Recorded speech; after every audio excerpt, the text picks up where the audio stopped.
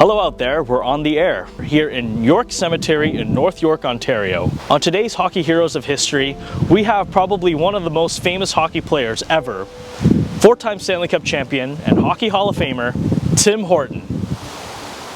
Yeah, that Tim Horton. Let's go.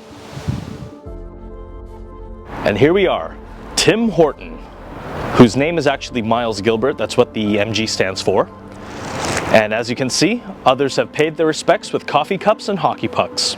Discovered and then developed through the Toronto Maple Leafs farm system, Horton would become a full-time NHLer in 1952, and over the next 15 years with the Leafs would become one of their star defensemen, using a combination of strength and skill. Horton would be instrumental in 4 Stanley Cup championships, including 3 consecutive in 1962, 63, and 64, and then in 1967. Leaving the Leafs in 1970, Horton spent time with the New York Rangers and Pittsburgh Penguins, and by 1974, Horton was now playing for the Buffalo Sabres.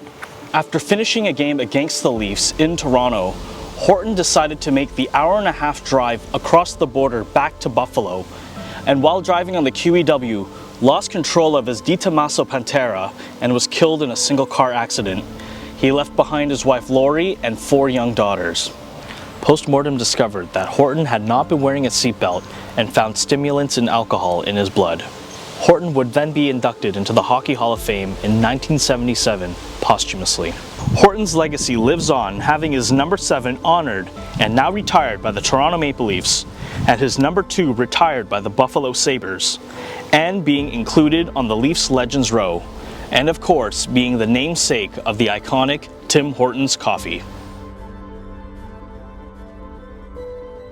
Tim Horton, today's hockey hero of history. Thanks for watching.